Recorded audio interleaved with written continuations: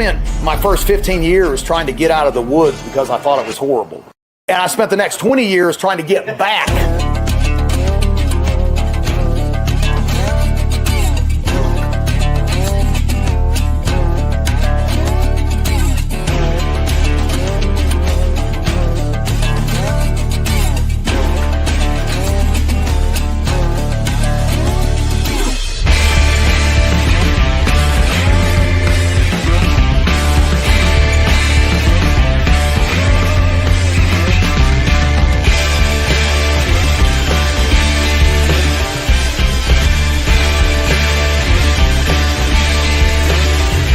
The truth of the matter is we need to be well-rounded individuals like our forefathers were.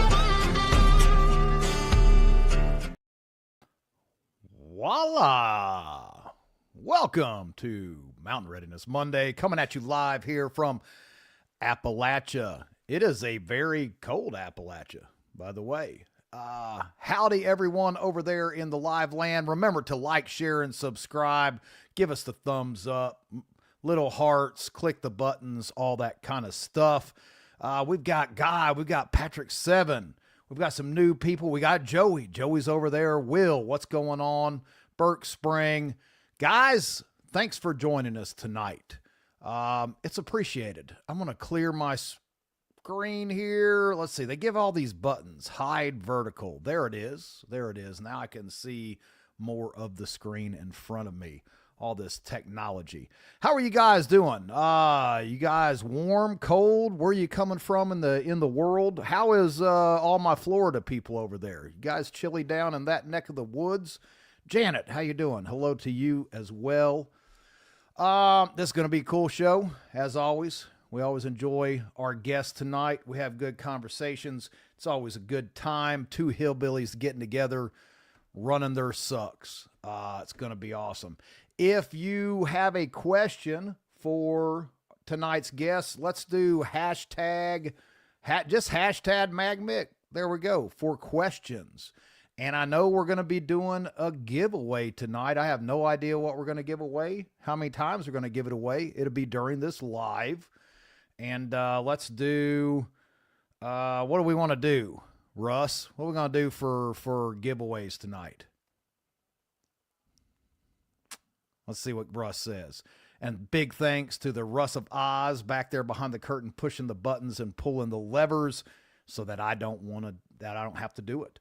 We'll think of something. We'll think of something here soon. I'll ask our guest what he wants it to be. But tonight's episode is brought to you by, let's do Cell Saviors. That's right. Cell Saviors, that good old fulvic humic acid.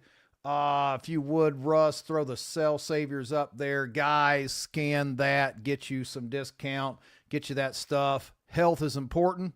That's your number one prep right there. If you ain't healthy, then all that cool gear don't mean nothing. It's just dead weight.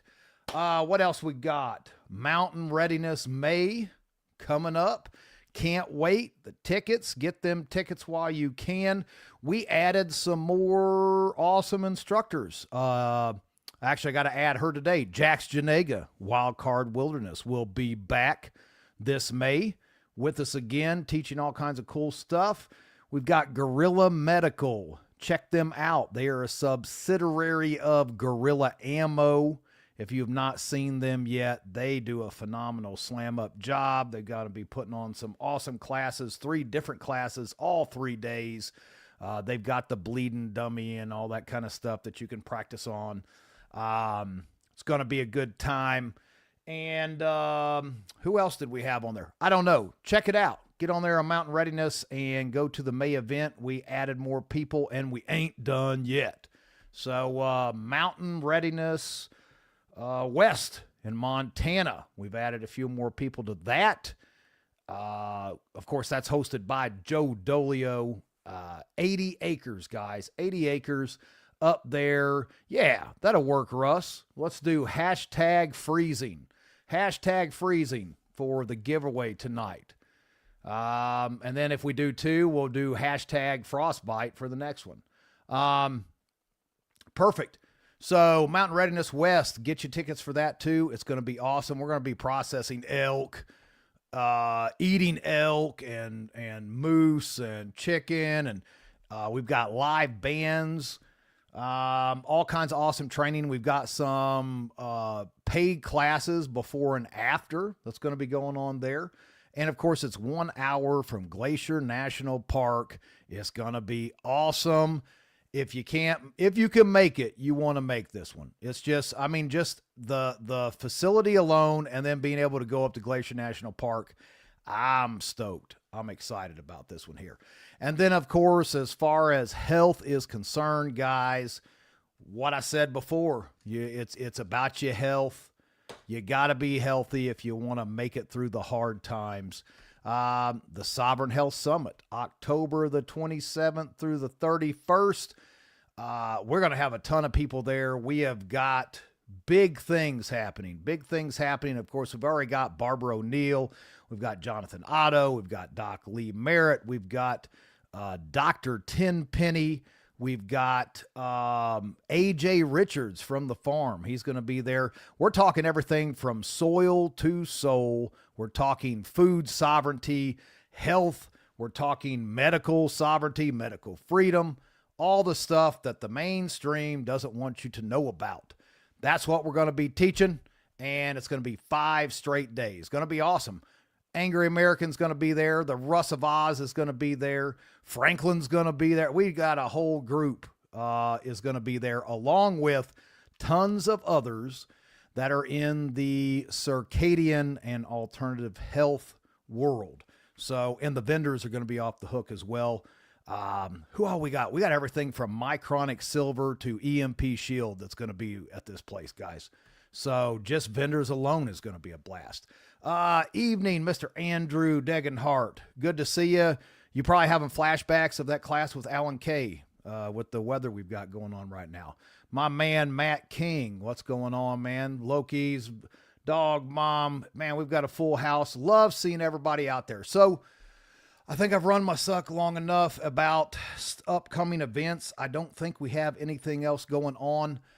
Tonight's guest is a author of like 30 or 40 different books. He's been in the prepper world forever. He's done anything and everything from being a contractor and a carpenter to a English teacher to I think a delivery driver. I think a delivery driver is one of those things too. We got to talk about that. I want to know about this delivery driver thing. But without further ado, let's bring on our guest, the one and only Mr. Franklin Horton. Man, I was enjoying sitting here listening to all the things that you have going on and all the people that are going to be at these shows. I was just sitting here taking it all in. That's good. That's good. And we were even talking earlier, like no one can pimp a podcast like Franklin Horton, like the way you recline, the whole bit. We were talking about you're like the pimp of podcast right here. So in the recline position, you just need to hold your hand out with the steering wheel.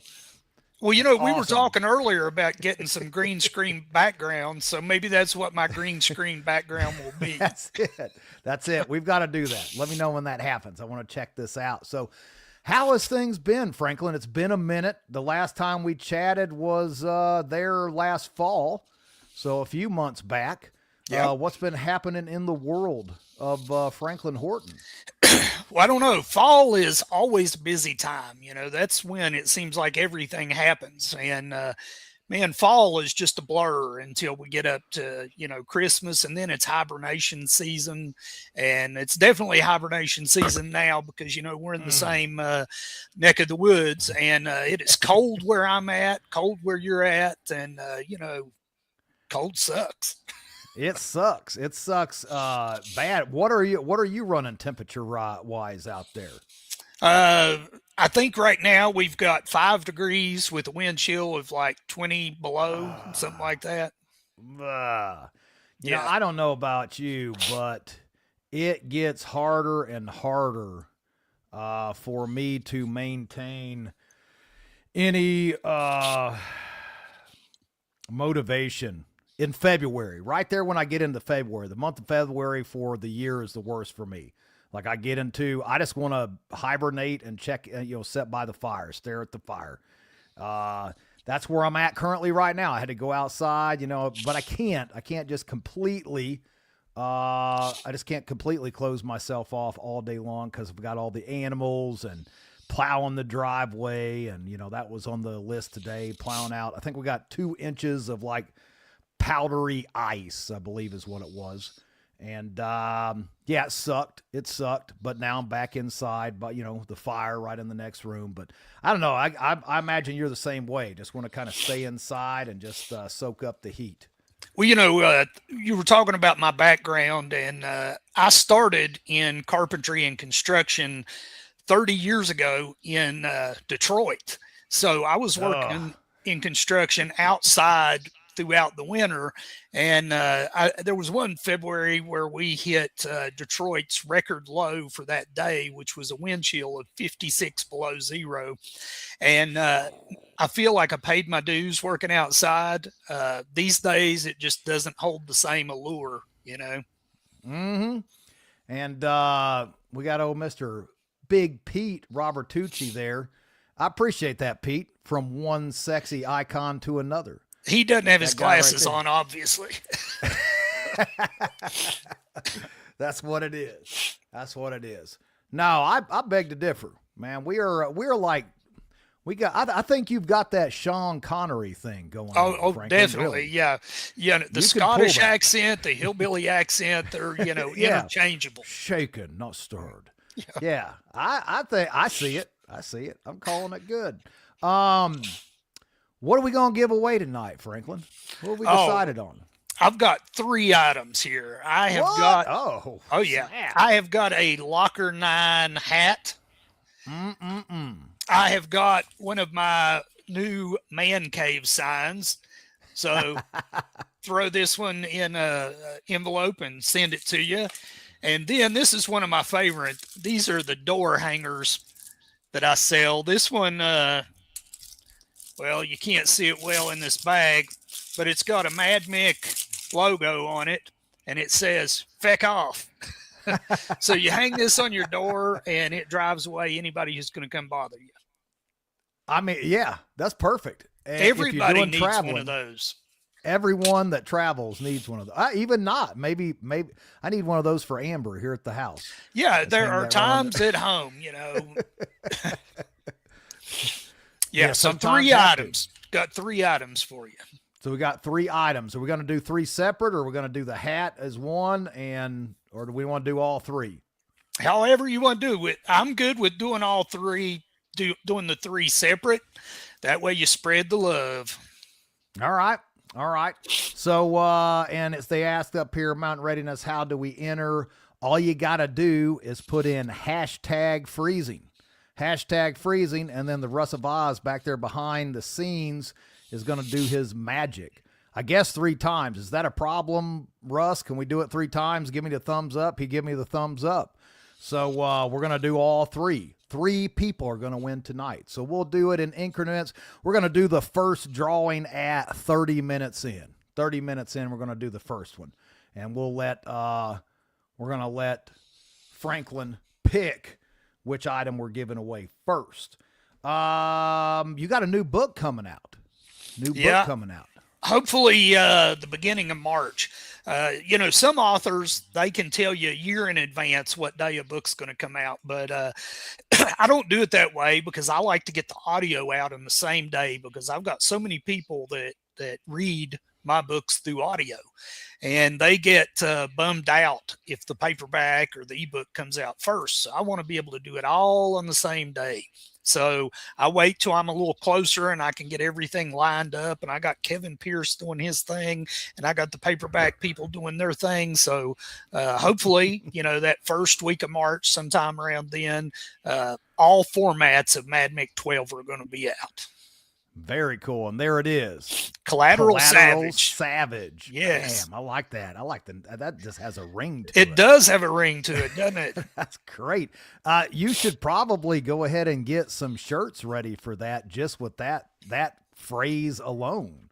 Don't Well, you you think? know, Collateral savage. I'm an absolute hoe for the shirts. You know, if I can put it on a shirt, then by the end of the day, it's on a shirt, a sweatshirt, a hoodie, a hat. You know, all those things. Oh yeah, man. There, you can never have enough shirts. I've got tons. I bet you I could wear a different shirt every single day for a year. I bet you there's 300 and there are 300 or 400 shirts in the closet in there. It's sad. Like That's a good problem to have. It is the prepper side of things. Like I will never have to worry about clothes unless I get really, really fat, and then that's kind of defeating the whole purpose. Then you can sew two of them together, and you're still set up. One arm, exactly. Yeah. And then I still can have shirts for half of a year, you know, changing out at that point. So it works out good. So yeah, guys, hashtag freezing. Put you in, and then at 30 minutes in, we'll draw the first one, and then we'll do it again. Hashtag freezing, put you in it again. We just keep on going till we get all three. What did I just see? I seen somebody out here asked if the Audible for, yeah, that's it, for book 7. Audible for book 7, Mad Mick. Is that available? Yeah, all the Mad Mick books up through the last one, book 11, are on Audible. All right, there we go. Yeah. There we go. Yeah, I do audio for everything. See, I need to. I'm an old school read books guy, but man, I just trying to make the time to sit down and read a book because I'm either on a podcast or I'm on a telephone call or a conference or I'm doing, you know, social media crap. And it's just like, I'm going to have to start doing the audio thing, it appears. Well, let me give you a little advice here. Hit me with it. Okay. So you're like me, you spend a lot of time outside. You know, you might be chainsawing or you might be in your skid steer or whatever. You get you a nice pair of noise canceling headphones or spouse canceling headphones, whatever you want to call them. So you get you a pair of those and you start your audiobook going. And if you get a phone call, it just pauses your audiobook. You do your phone call, and when you hang up, your book automatically starts back again. So, you know, you've just got that book rolling all day long. Yeah, that's what I need to do. That is exactly what I need to do. I actually, I need to get the headphone thingies because I got an Audible of a book because I was going on a podcast and I wanted to have the book so I could talk about it. And, I did the whole shirt, you know, phone in the shirt pocket thing with it on speakerphone, and it kept hitting buttons and turning it off. I was like, nah, this is not the way. So I've got to get the fancy headphones now. And, I'm just not cutting edge. I'm just a straight hillbilly as well, Franklin. Hey, I'm a pretty low tech guy most of the time, but you know, audiobooks and headphones that block out the world are life changing. Oh yeah. No, I agree. I need that in my life. Where is that? Let's see. It keeps popping up there. Bam. Is the new book available for pre-order? The book 13, is it available for pre-order yet? No, because the way Audible works, they like to give pre-orders to their big traditionally published authors, but us little peon guys, they don't like to give us that ability. So I don't have the audio up for pre-order, but what I try to do is once I've got that date nailed down that it's going to come out, I sing it to the world so everybody knows. Oh yeah. Up there on the hill doing the video. Mr. Byron Russell, my man Byron. Y'all, if you have not checked out Graybeard Syndicate and Black Armor Guns, Byron Russell is the man. And I don't just talk him up because he's a cool friend. I got his merchandise. So, yeah, that last Freedom Seed Slinger that I got, what was it, a little over a year ago now, I think, is amazing. Let me just tell you, it's amazing. And Graybeard Syndicate, check them out over there on YouTube. Got some great shows. And Byron, of course, part of the Tactical Rifleman group. And if you are into the realm of wanting to get spun up on drones and counter drones, man, Byron is the man to talk to get over there. You got a drone, Franklin? No, I don't, but I had to do a ton of drone research because this new Mad Mick book, there's a lot of drone action in it. So, because There you have it. That is the way of the future. I went out and did a class. Well, that's why I did this. I went out and did the tactical rifleman class. What was it? Last month, I think it was. I could only do the 2 days. It was a 4-day class. I did the drone. I didn't get to do the counter drone stuff. But that's, I'm going to catch the next 2 days, later on this year. But I will tell you, number one, I am not the awesome drone pilot I thought I was going to be. Just going to throw that out there. I thought I would be, you know, like in the videos where they're flying through a building and doing flips and all. Nope, not as Byron told me. He said, you look like freshly newborn baby giraffes when you're flying. Baby giraffe was what I was called. So it's not as easy as what it looks. But just like you said, the drone thing is here to stay, and it's going to get more and more utilized. Y'all need to get spun up on that drone stuff. Oh yeah, I had this friend who took off to Ukraine here a couple of months back and spent a good bit of time over there, embedded with a frontline unit. And when he came back, he was telling me, you know, all the crazy drone things that they were doing, and these little 3D printer setups where they would sit down and print munitions at night and munitions carousels, and, you know, outfit all these consumer drones with this stuff and, you know, send it out the next day. And it was, it's a very prepper kind of setup that a lot of those guys are running. You know, it's home, off the shelf, out of the barn, and workshop. Oh yeah. And very effective, very effective. It is scary. It is very scary. We were running some pretty high-end stuff at this class. The capabilities that this stuff has is just insane. And, you know, you start playing with thermal and stuff like that, man, game changer. 100 feet in the air, you couldn't even hear this thing. Like, you don't even know it's there. And it can see, the thermal we were playing with was so good that you could lay on the ground for a few minutes, and when you got up, it would shadow. You could see where you were laying on the ground because it heated up. It was that good of a thermal, you know, that heat signature. So, you know, that was the kind of the, you know, when we were doing some of the training of, you know, if somebody takes off running and they were sleeping there, well, with that thermal, you can kick that thing on. You can actually pick up where a body was laying there in a sleeping bag or on the ground or anything like that, even though they're not there. And it lasted for quite a few minutes. I did not know that was even a thing. Yeah, I've used some before that would show the footprints, and that's magic. Oh, that's game changer. Like, and I'm going to tell you guys, if you're a homesteader or anything like that, man, you need a thermal. If you can afford it, like, you need night vision and you need a thermal, because you got to have both of those for depending on the what's going on. The thermal, I mean, you can use that daylight or night, and fog, it doesn't matter. You know, that thermal cuts through that fog where the night vision is not going to, but it's pros and cons for both. But here at the homestead, I've got both. We have coyotes all over the place, fox, you know, possums, raccoons, the whole bit. And a lot of times I got to snipe them off the property, or you lose livestock. But yeah, man, that's game changing stuff. And if you don't have it in your life, you need it in your life.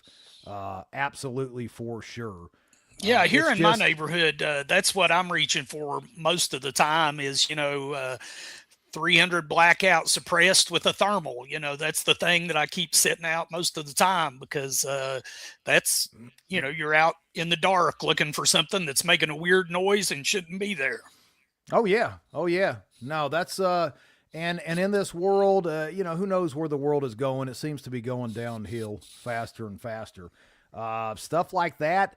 The thermal I've got, it's this big. It's just a little bitty, and you know, you can throw that thing in your pocket and flip it up and just, I mean, right in your front pocket, you could literally carry this thing around. Having that capability, even when you're traveling, I think is well worth the investment. You never know when you're going to need it. So guys and gals, if you don't have thermal and night vision, all that kind of stuff, get spun up on that, as well as the drone stuff, because I did not know how much I needed a drone, and it makes it quick. Yeah, one thing along that line is anytime anybody asks me about, getting thermal or night vision, I always recommend going to a show like Mountain Readiness where you can actually try out several different brands, because, if you try your buddies, that's one piece of equipment that you're getting to try.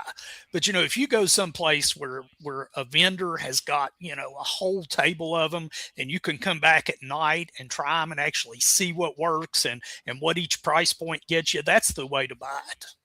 Absolutely. And we had, man, oh my gosh, what did Brush Beater have there? NC Scout. We had everything from just entry level PVS 14s to $15,000 binos. I mean, we even had a truck all blacked out with IR headlights, and then you could get into the truck with the instructor, our buddy Wes, and go cruise around under night vision and stuff, driving under nods with, completely blacked out. Where else are you going to be able to do that kind of stuff? Right here. Test it, try it before you buy it. And it don't cost you nothing but an event ticket. Yeah. So that's good stuff. What do we got over here? Let's see here. 5 minutes till first drawings. Guys, if you have not put in for the drawing tonight, what are we going to draw first? What are we drawing first? Let's do the feck off hanger. The feck off hanger right here, the door hanger. Everybody needs that in their life as well. So hashtag freezing. We're going to use it all night long. This is going to be the first one in 3 minutes. So snow and ice and all that. What'd you get there at the homestead? Well, we got spared. A lot of the worst ice went south of us. A lot of the worst snow went north of us. So we ended up with maybe 3 or 4 inches of snow and not enough ice to be concerned with. It's just cold. But it could have been a lot worse, so I'm not complaining. Oh yeah, man, it kind of pushed up above us and then split around the mountain range. Here at the house, they had talked anywhere from like 5 to 6 inches of ice, and then another 20 inches of snow is what they were saying we could get. And I was like, I lived up north, but that's just a little excessive even for me. I'm not well, really it makes you watch TV. It makes you, sit there and watch more ads, so the scarier they make it sound, the more money they make off of you. Oh yeah. Tons and tons. He is in the great state of Virginia is where Mr. Franklin is at. Yeah, I'm on the end of Virginia that's close to the Tennessee line. I'm probably 30 minutes from Tennessee, an hour from West Virginia, about 45 minutes from Kentucky, and probably 30 minutes from North Carolina. So we're in the very tip where everything comes together. Yep. That is, and that's gorgeous country. If you have not checked out Franklin's videos, you can see that view he gets to check out. Now, I'm sure he's not out there recording videos as much currently, given the circumstances of the weather. I started to do one today, but, I changed my mind. Yeah, I did too. I did that video about tonight. I walked outside. I was like, nope. And I was like, yeah, that'll make a good video. Right back in, sat down by the fire. And I turned around and said, feck off is what I said. So what is, we'll go ahead and do our drawing. Then we'll get into some questions. So let's get spun up. This is for the door hanger. And let me know, Mr. Russ of Oz, when you're ready. Bam, here we go. And hit it. And around and around and around we go.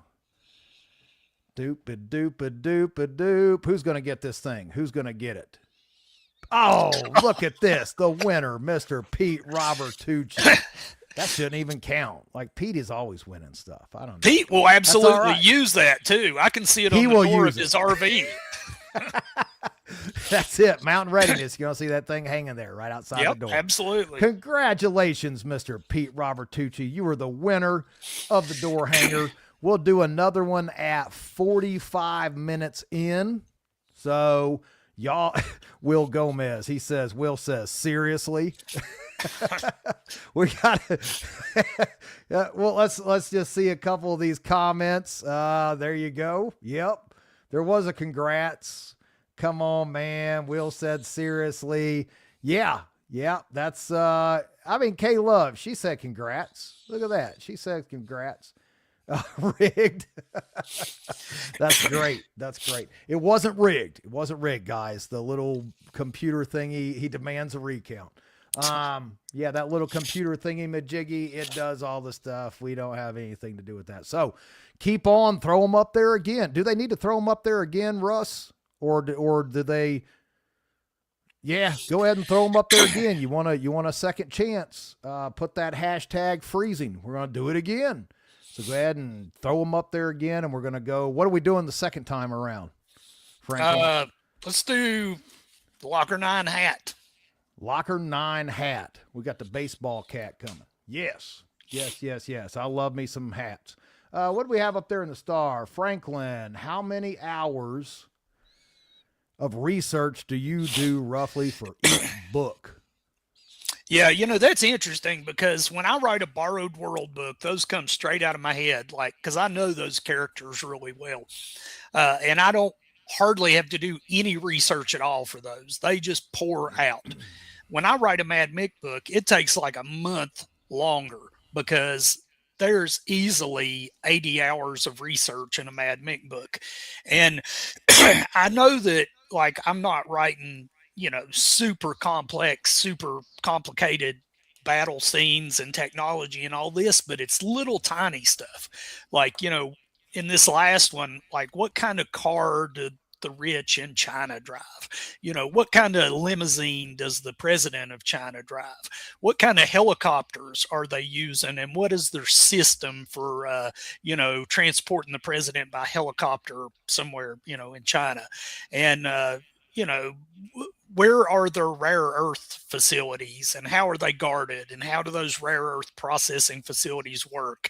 And if you wanted to enter those areas from another country, what would that country be and how would you get in there and who would help you do that?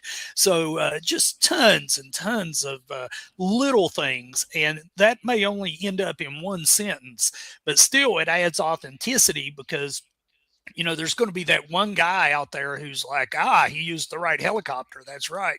So it's worth it to do all that research, but it takes time.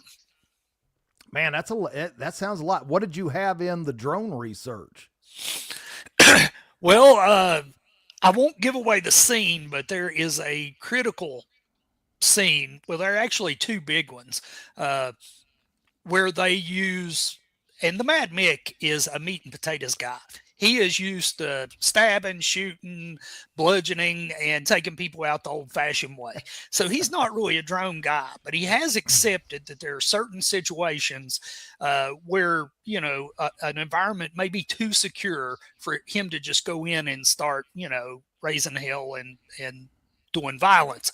So the drone is the logical thing, but he's like this takes all the adventure out of it, but still, he accepts that there are times when it's best to use the technology. So, So he said, you got? He's had to adapt. 20 hours, 30 hours. What'd you spend on just drone research for this book? Drones, probably 8 or 10 hours. Yeah. Yeah. Just checking out drones. That's awesome. Yeah. Because I know what we use in the West, but my drone environments were in China. So the things I had to look up were like, what would your consumer off the shelf drone be in China? What drones could people get? And what are the payloads of those drones? And, what distance can you continue to operate it from?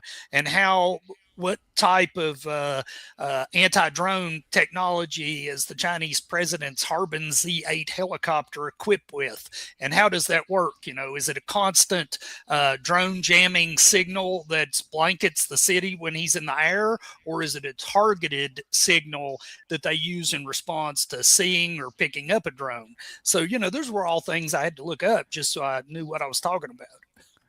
Now that's great. I love that, you put that much time into it to give it that realism and, well, not only just realism, realistic application in the books. The group that we all have here, Chris and you guys always throw all that real life stuff in there that we can learn from. I think that's awesome.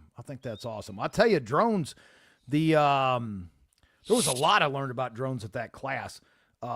Flying the big drones, because the little ones, they can get up in the air for quite some time, but we were running some analog drones, completely off to, they're not like the digital. You can't track these things. You can jam them, but you can't hack them. But you throw a thermal on there, you can get about a half hour of flight out of that drone. And this particular drone, it can fly in up to 40-mile-an-hour wind gusts. That's like insane. 40-mile-an-hour wind. This thing will still maintain. But you throw a thermal on this thing, you cut it in half. 10 to 15 minutes of flight, that's it. And it sounds like you got some time, but if you suck and you're not that good at flying, it's over in a blink. Have you done any drone flying, Franklin? Have you played with them at all? No. I'm not coordinated enough because I was never a video game guy, so I don't have like that whole hand-eye coordination thing going. So I would just destroy somebody's equipment. Nope. You're gonna come fly drones with me. That's what's gonna happen, I'll do Franklin. But you've been warned. I am the same way. I did not do the video game thing either. Like Atari. I played Atari a couple times as a child. That was it.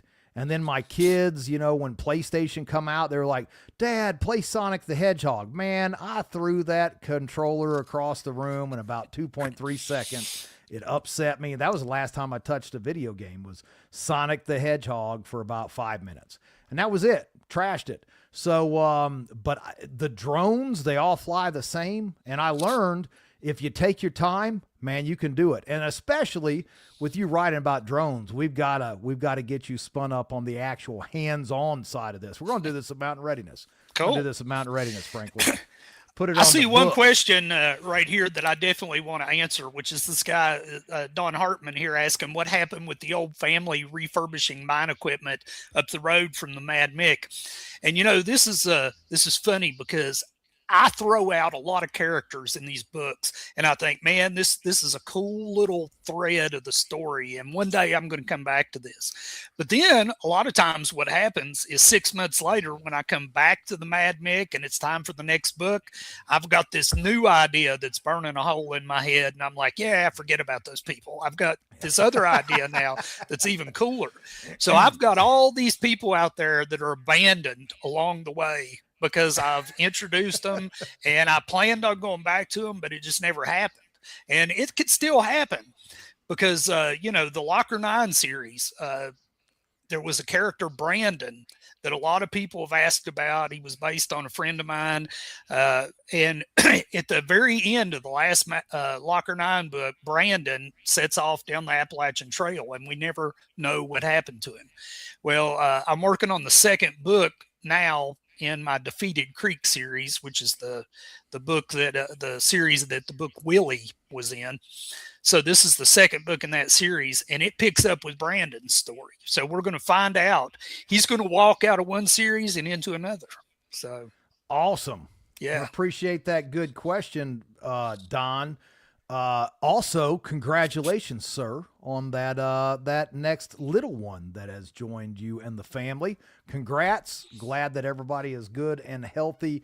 And then in other words, Franklin said that your ideas don't mean crap, and it's never going to get used in a book. You're welcome. maybe it will. Maybe it will. Just in the future. Hey, it's cool though. You get all this stockpile of ideas to pick through as well. You know? Well, and that goes to another question here, which is from Will. Where did you find the inspiration for Rageous in the Mad Mix series? And like that family in that last question that refurbished the old mining equipment, I have collected thousands of stories over my life, and I actually wrote them down because, man, these notebooks that I've got, and it's hundreds of them, I've got all the dirt about everybody. If I grew up with you and you did something stupid, I've got it written down somewhere. It's in that book. It is in that whole stack of notebooks. But I used to work in the school systems in this county not too far from here, and I met a kid named Rageous. And I asked him about his name because I'd never heard it before. And I'm like, that's an interesting name. Where'd it come from? And he didn't want to tell me. So finally, he told me after a while. He said, my mother named me Rageous because it's sugar backwards. And he didn't want to tell anybody because he's like, yeah, that's people laugh when they find out. But yeah. I hung on to that name because I thought it was so cool. I would have to use it in a book. And he would always...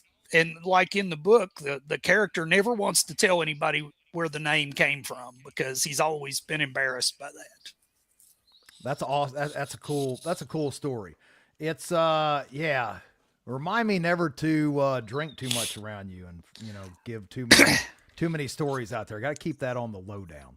Hey, I've got a stack that's right here beside my desk of these notebooks, and if I need an interesting backstory for a character, I'll just start digging around and I'll pick through there and I'm like, oh yeah, this guy from 1983. I'll throw this under that character. Franklin Hoover, like the FBI. You got dirt on everybody. Yeah, man. That's how it works. What else do we have here in the star? Let's see here. Mr. Patrick 7. Franklin Horton, you mentioned in the past that you jot down in notebooks how many random notebook stacks. I think you just went through this. It sounds like J. Edgar Hoover pile stacks is what it sounds like. Well, the way this started was I got my first typewriter in 1981. So I was wanting to write. And I wanted to learn to write. So I was like, okay, I got to write a page or two every day just to kind of learn how to type and learn how to do this. So if I didn't have anything else to write about, I would pick a story that I knew about somebody and I would type it. So I've got hundreds of type pages, and then I've probably got 20 or 30 notebooks. And then I've got binders full of like loose pages. And then if we went to school together and you did something stupid, I made a notation in the yearbook beside your picture. So, I've got all these sources of information that I go to when I need, a good story on a character. That's awesome. And there's a lot, Micah's daddy said, I'm glad I didn't grow up with Franklin because I did stupid shit. I did a lot of stupid shit. So yeah, I can't be, yeah. It's yeah, good. You guys aren't alone. The right time. There was a lot of that going around. So I had some good notes on people. Plenty of notes. Mr. John, what's going on, Mr. John Galloway? What's Jim's body count, he says? That's a good question. I don't know, but one of my friends jokes me that the last Borrowed World book will be called Jim Powell Kills Everybody because, he goes through phases where he's really violent and then he struggles to cope with, the lesson that is imparting on his family and his kids and his community. So he tries to not be violent, and then it always backfires on him. And by trying to choke down that and be the nice guy, people start taking advantage of his community. So he's about settled now that, the way this has to work is that if you are going to maintain a community in a lawless environment, there are people that have to die because you cannot leave them around to come back another time. Extreme violence. He chose violence. That's Jim chooses violence. He does choose violence. And as weird as it sounds, that was advice my grandfather gave me when I was in elementary school, which is you never leave somebody alive to come back and get you later. And, there was a reason that my mom tried to limit trips to grandpa's house because the advice that grandpa gave was not the same thing you were learning in school. But grandpa's advice was things like, yeah, if you shoot somebody, you kill them. You don't want them coming back later. Yeah. And so, Yeah, I go don't home and I paralyze make them and go notes. to court. Yeah. Yeah. No, that's a fact. That's a fact, man. I like this Jim guy. This guy is spot on. That's a man after my own heart. You know, you've seen the movies. Don't never leave that dude alive. Don't leave him alive. You can't do that. Every movie, they leave him alive, or they hesitate. You know, let's stand here and talk about it before we. Nah, you can't stand there and talk about it. And you don't leave him alive. That's just the way it goes. What else we got for some? Let's see. Mr. Will says, Barb has become quite the character in the Mad Mick. How do you picture her, and how do you write her so well? Well, she is a strong character, and part of that is because we've talked about this in the book some, but the Mad Mick, he wrestles with this thing that he was a single dad, and he raised her to be really tough, and he wanted her to be ready for the things that he dealt with in his violent world. So he wanted her to be a skilled shooter. He wanted her to know combatives. He wanted her to be just this badass girl. But one of the things he neglected was she didn't have a lot of social skills, and she struggles to deal with people because that was one thing that he neglected. And, I've known a lot of rough people in my life who were that kind of way, that, they could handle certain kinds of situations. They could handle hands-on situations, but when it came to like more subtle situations that had like emotions and you had to be polite and all that, they struggled with that stuff. So, a lot of my characters are either inspired by real people or by real situations that I've known. And that's like, when I'm writing a character like Barb, that's what I'm picturing, is those people that I've known who were similar to her. Nice. Well, we are at 46 minutes in, so we need to draw.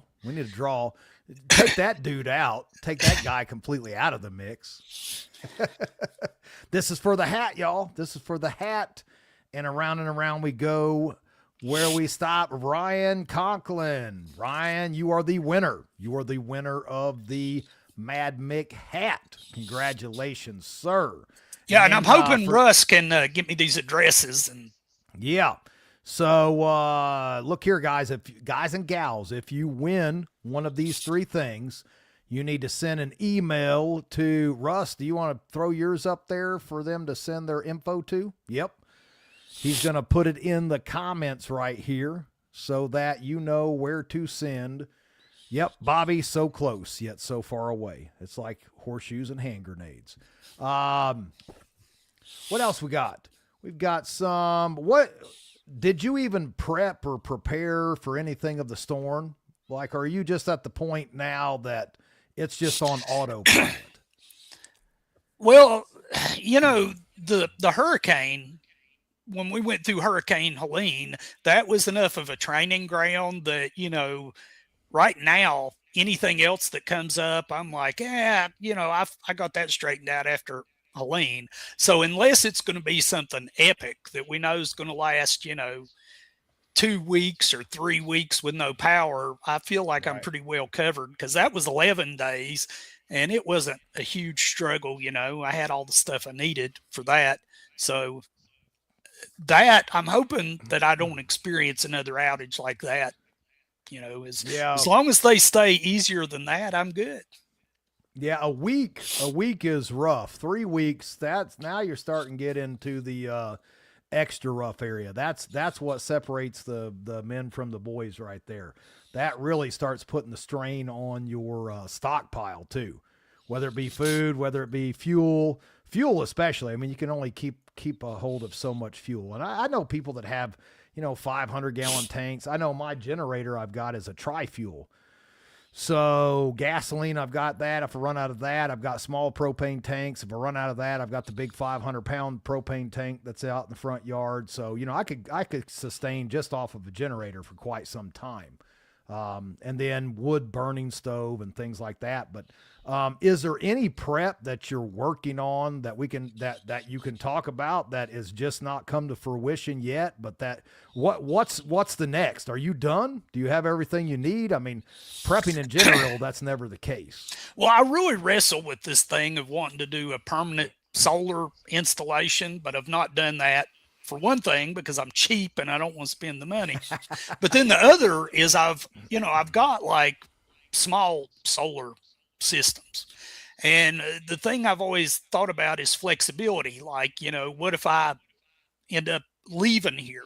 So, I could load up in my camper and have my solar set up that would run my camper and all that. So I've wrestled with whether I really want to go to the extent of installing like, a permanent solar array outside and doing that. So, that would probably be the next step, would be putting everything here on solar as a backup. Yeah. I really want solar, but I've done a bunch of studying too on the EMF stuff, and solar, they say, is considered, basically dirty electricity, and it even ups the EMF exposure that you have. And I guess it can cause a lot of health problems. So you want to keep like your solar field and all your batteries and all that kind of stuff away from the home as much as possible, like separate from it, because that EMF will just smoke you, I guess, for, yeah, I mean, anytime you got signals pulsing through your body, just like, cell phones and, now I guess 6G is what they're saying that we've got, is what Trump said, I heard. So, yeah, I would love to do that. But this year I'm working on, I think I really want to get into a root cellar. You got a root cellar? No, but I live on steep property. So, if you live on steep property, it's the perfect place for it. It's pretty easy. Dig into the hillside, bam, root cellar, just like that. So that's my next venture, I think, is going to try to do a root cellar thing this year. It's just so, I mean, when you're talking about potatoes and fruit, the fruits and vegetables thing, like a lot of that stuff, just the humidity from the ground and the coolness of the ground. I mean, you can take something that's got a shelf life of sitting in the house for, a couple weeks to up to 6 months, just by putting it in a root cellar. So I'm like, man, I like to have fresh fruits and vegetables throughout the winter as well. So why not? That's kind of my next goal this year, is the root cellar thing. Guys, let's see here. Like at 3 minutes till, like right before the show's over, we'll do the last drawing, and make sure to hashtag freezing if you hadn't, to get into this last one. You got your third and final chance to win something here. And this is the sign. This is the new sign for the man cave right here. Yeah. We'll be drawing there. No one is coming to save you. That's a fact. That's a fact right there. What's your thoughts on gold and silver, man? The world's going crazy, and silver has just went insane here lately. They're talking about gold hitting all the way upwards of 5,000 here in the near future an ounce. Copper is in shortage now. What's your thoughts on that? Worth it? Are you an advocate of it? Well, what's funny is most of my life, I've been so broke that I never invested in precious metals. To me, precious metal is like a piece of copper wire. So, from my construction background, I never throw away aluminum and copper. I've just collected it in barrels over the years. And then every once in a while I say, I'd like to use this for something. So I haul it all off and sell it. So, I firmly believe in those kind of metals, the best ones that you can afford to get. So for me, it was always, like I said, whatever copper and brass and aluminum I came up with. But, who knows? The world is so crazy right now, and the things that are happening every day, I just get up every day and it's like a circus. I'm just waiting to see, what new monkey's rolling out. Yeah, I tell you, I've got some silver that I paid $5 an ounce for. That's how long I've been playing in the silver business. And that's a good bit back there. I used to go through all the change and pull the silver quarters out, which a silver quarter or a dime now, yeah, good luck finding that in your spare change. I haven't seen, I think the last silver dime, I found old silver mercury dime 2 years ago. And that was probably some kid that got into, mom and dad's private collection to go buy a pack of cigarettes or something with spare change. So, but I don't know, man. It's looking pretty good. I'm glad I bought a little bit of silver, but I tell you, the copper wire thing, what was it? 10 years ago, I was like, I'm going to be working on this junky house of mine for a long time.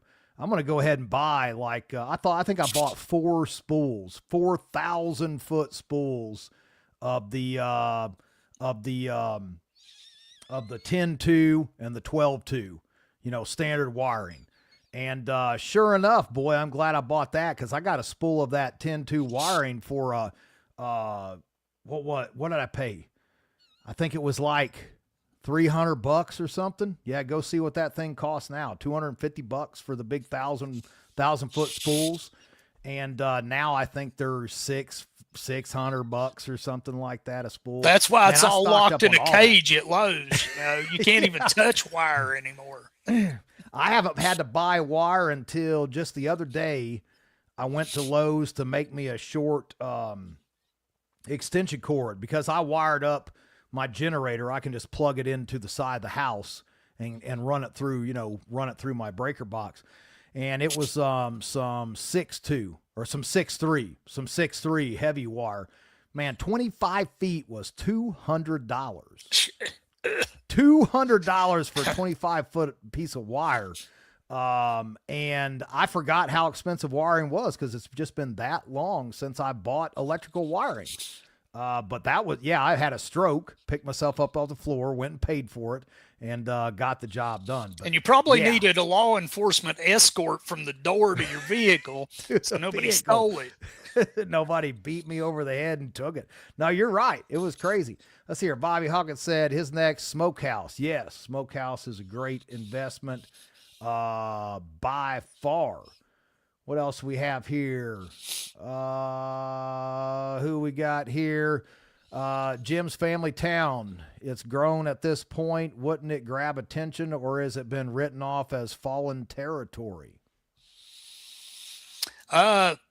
In this next Mad Mick book, we're going to see a lot of information about the United States from a different perspective. And that's what the Mad Mick, that's how those series have worked together a lot. So I think a lot of questions will be answered in this next Mad Mick, and it's going to set up for when the next Borrowed World comes out. We'll see things very differently. Awesome. Is that cryptic enough? That cryptic. There you go. Let's see here. Man, make 1,000 years from now, dig up your homestead and find all those notebooks and yearbooks. Yeah, she's saying, I think she's talking about your collection there. That would be interesting. They will be confused. I'd be like, what in the world is this guy collecting all these years? That would be interesting to see. You should, it'll come up on the Antique Roadshow or something sometime. There'll be this whole stack of books somebody will walk in there with, and it will be your legacy there that you've been collecting. So, man, the hour flew by. I had all kinds of questions, and it's just gone. They always do, man. It's like when we hang out in real life. It is. Yeah, May. Well, and remember, fall was not a good time, and it was busy and all that. So you're coming back in May, and we still are supposed to be kicking back next to a campfire, sipping a little scotch or something, I think is what we talked about doing. Absolutely. I'm down for that. Yes, we've got a couple good bands. We're going to have a band Friday night, Mr. Anthony Bonnet. And Saturday night, we're going to have the Clicker Liquor Band back again. So we got bands both night. We got raffles. And guys, speaking of raffles, Franklin and I have been working on a project to do here. We're not going to say what it is yet, but that has begun. It is starting to come to fruition. I'm putting that together as we speak. And so we're not going to say what it is, but I'm going to tell you, it's going to blow your mind, guys. This thing is off the hook. It's going to be awesome.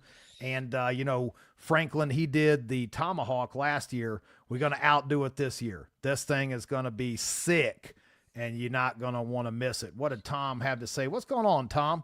Will Franklin be at Mountain Readiness in May? Yes. Absolutely. That is the plan. Looking forward to hanging out again, Tom. I'm trying to get him to hang out in Montana, but he says that's just too far of a drive. Yeah. So, am I going to sing? I don't know. It depends on how many drinks that Franklin and I have. It's possible. You never can tell. That could actually happen. And he'll if that's an understatement. Like Tom, when he says he'll have some bourbon there, man, he ain't joking. Like that you ain't gonna run out. If you run out, somebody's got a serious problem. The first step is admitting that you have a problem. Yeah, I think I still have video of you singing Bon Jovi. Man, that was a trip. That band was insane. I laughed so hard. I like some of the old hair band stuff. I'm not going to lie, but that band, that dude that was singing, the lead singer, man, I got to give it to him. He was singing to a crowd of 1 million people. Like that's what he saw in front of him. I mean, he was jumping off the stage. I had a blast just watching them dudes. One of these days, I'm just going to bring them back just for the shits and giggles, to be completely honest. So, but yeah, we've got, of course, Anthony Bonnet does a slam up job singing. The Clicker Liquor Band, they were awesome. So we've got a really good lineup this coming May. A bunch of new instructors. Oh, we've got Kevin Estella. Kevin Estella is coming, doing a fire class and book signing, I think, on Saturday. I've got to check and see what day he's going to come, but which is pretty cool. American Contingency, he did all that. He was the guy who did a bunch of the survival stuff for them. What do you want to leave everybody with? We're an hour in. Well, yeah. If you want to check out my books, come to franklinhorton.com. Resetroadhouse.com is the merch store. And let's do that. Yeah. There we go. So Reset Roadhouse, guys, scan that if you need it. And then right there for the new book, which you said March. Yeah. March is going to be ready. Let's do this giveaway, this drawing. And remember, you guys, let's throw that up there, the address. Once we get the pick the drawing here, this is for the sign. Who gets the sign today? Who gets the sign? Who we got here? Papa's Pantry. Papa's Pantry. You are the winner of the sign. Congratulations. And Russ, throw that up there. Winners right there. Russ at Broken Spokes Production. Send Russ your address and your name, and we will get that merchandise out to your doorstep. It's been a pleasure, Franklin. Always too fast. Always flies by. Oh, yeah. It's good hanging out with you. It always is. Absolutely. Love it. Love it. Well, guys, that is an hour. I'm going to go out here and sit down and stare at this computer some more doing social media post garbage. But make sure to tune in next week and make sure to follow this gentleman right here on all of his socials and keep an eye out because we're going to do this thing. We're going to get together here soon. It's going to be a great video. You guys are going to love it. I am super stoked about it. We've been collaborating on this for a little bit. But Franklin, appreciate you, brother. Have a good evening. Thank you, man. Appreciate being here. Sounds good. You guys, you know the routine. Stay ready. Stay safe. We'll see you next Monday.